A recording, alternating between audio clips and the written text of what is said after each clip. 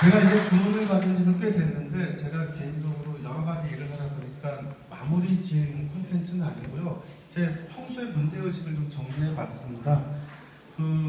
아까 송교원 신부님도 충분히 말씀하셨는데, 저희들의 주거재생 혁신 클러스터를 준비하기 위한 사회적 협동조합 개념의 나래의 문제의식은 이랬습니다.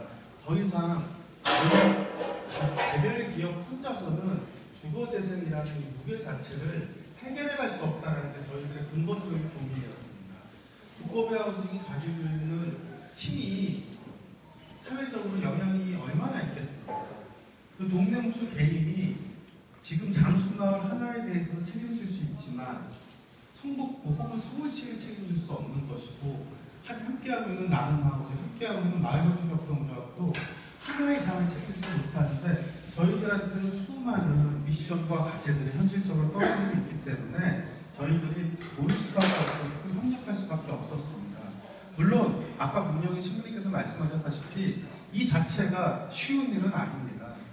돈으로 함께 공업하는 것도 쉽지 않은데, 생각을 공유하고 협동을 하는 동업이라는 건 더더욱 쉬운 과제가 아니기 때문에 저희들이 잘 다듬어가야 될 것 같습니다. 오늘 저한테 맡겨준 주제는 공유경제를 위한 주거재생 혁신 클러스터 구축의 의의라는 제목입니다. 네, 간단히 말씀드리겠습니다. 전 배경 한번 말씀드리겠습니다. 항상 제가 드리는 말씀이지만 주거재생에 대한 패러다임이 이제 바뀌기 시작했다는 겁니다. 사실은 저희들이 5년 전, 6년 전, 그리고 여기 계시는 송경은 신부님께서 상계동에서, 봉천동에서, 제가 어릴 때 기억해보면 제가 대학교 1, 2학년 때 그 수많은 철거촌에서 주거권을 보호해라, 그 다음에 가난한 사회적 약자들의 상품을 지켜야 된다고 외쳐봤자 공허한 메아리였고 물리적인 대결과 물리적인 싸움밖에 할 수가 없었습니다. 그런데 어느 날, 어느 시간, 바로 이 순간 시간이 흐르면서 패러다임이 바뀌기 시작했다는 걸 저희들도 알게 됐고, 많은 사람들이 이제는 주거재생, 도시재생이라는 단어를 쓰는 것 자체가 굉장히 익숙해지고 있다는 거예요. 예전에는 재개발, 재건축, 뉴타운이 익숙했다면 지금은 근린재생, 주거재생, 도시재생이라는 표현이 너무 익숙해지고 있다는 겁니다. 그래서 패러다임 시프트가 일어나고 있지 않나 이렇게 생각이 듭니다. 사실은 이렇게 오게 된 배경의 가장 큰 거는 부작용이 너무 컸다는 겁니다. 전면 철거 방식의 재개발이 가지고 있었던 그 어마어마한 주거권적 부작용, 커뮤니티의 해체, 인간성의 말살, 이런 여러 가지 부작용들이 있었고, 이런 것들이 사실은 정책도 변해왔고 저희 같은 민간에서 일하는 사람들의 생각도 변해왔다고 생각합니다. 그래서 사실은 이제는 철거하지 않고도 마을을 다시 한번 일구고 북부화가는 도시재생 사업들이 제도적으로 가능해지는 시점이 되지 않았나 이렇게 생각이 듭니다. 이거는 서울시 휴먼타운과 주거환경관리사업 비교인데요. 자료지문이나 참고해 주시면 되겠습니다. 자, 그리고 더 중요한 건 과거 같은 경우는 재개발 지역의 주민조직이나 재개발 지역의 시민단체는 철거투쟁이었습니다. 그리고 철거투쟁을 지원하는 투쟁조직밖에 없었습니다. 그러니까 즉 네거티브한 조직들밖에 없었다는 거죠. 근데 지금 오늘 이 자리에 모인 4개 사회경제조직 같은 포지티브하게 반대하는 사람이 아니라 새로운 대안을 찾아가는 포지티브한 조직들이 등장했습니다. 즉 주거재생 분야에서 마을 만들기, 주택 개량, 사회주택 건설 같은 소셜 미션을 수행하는 사회경제조직가 등장했습니다. 지금 여기 참여하는 4개 사회적 경제 조직 말고 여러 조직이 있지만 저희 두꺼비 아줌마 하더라도 도시재생, 컨설팅이나 마을 만들기, 주택 에너지 효율 개선 진단 설계 시공, 주거복지, 그 다음에 나눔마을 보면 주택 개량, 사회주택 사업, 시설물 관리, 주택관리 같은 주거 분야의 일들을 다 수행하고 있고요. 그 유명한 박학용 사장님께 계신 동네 목숨 하더라도 마을 단위 주거재생 얼마나 유명합니까? 장수마을이. 주택 개량, 그리고 또 성곽 주변의 그 마을의 특성을 보존하는 재생들을 주민들과 함께 일궈나가고 있는 거 아니겠습니까? 마을 건축만 하더라도 홈크릭이나 주택 개량 같은 사업들을 지금 하고 있습니다. 즉 이런 영역들을 수행하는 절대적으로 중요한 의미가 아닐까 생각이 듭니다. 자, 그렇다면 아까 제가 모두에서 말씀드렸듯이 이제는 혼자의 힘만 갖고는 안 된다는 겁니다. 즉, 협업의 필요성들이 증대되고 있는 상황이라는 겁니다. 자, 아까 신부님도 말씀하신 이 영역이라는 게 고도의 기술적 훈련도 필요하고, 기술적 훈련이라는 게 어떤 면허가, 특허가, 특허를 내주는 국가기구에 등록된 특허가 아니라 사람한테 체화된 특허입니다.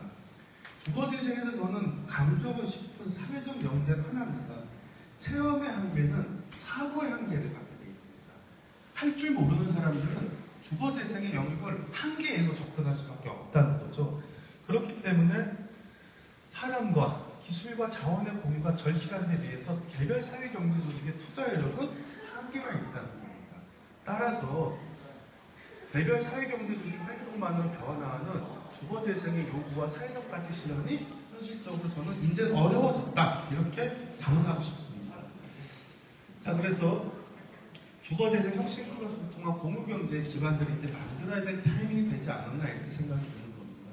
자, 저는 저희들이 추구하는 기술은 하이테크놀로지가 아니라고 생각합니다. 물론 하이테크놀로지도 저희들은 일부 가야 된다고 생각하지만, 중요한 건 삶 속에서, 마을 현장에서 충분히 자기의 생존권을 지키면서도 먹고 살 수 있는 그런 기술, 적정 기술이 필요한 겁니다. 즉, 적정 기술, 소외된 90%에 대한 혁명을 저는 일으켜야 된다고 생각하는 겁니다.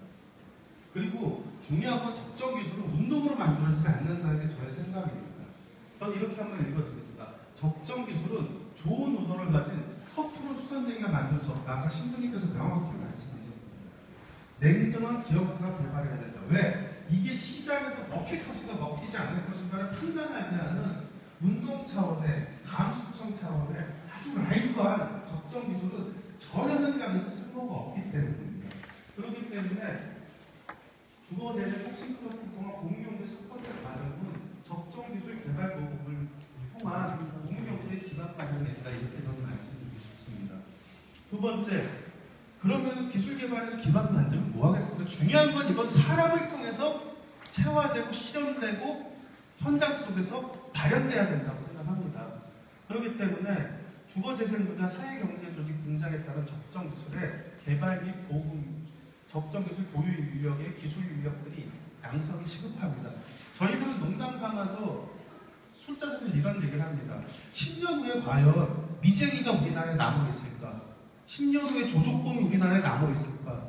10년 후에 목수가 남아있을까? 왜? 이미 A급 특급 기술 가지고 있는 분들은 다 연로하셨습니다. 60이 넘으셨습니다.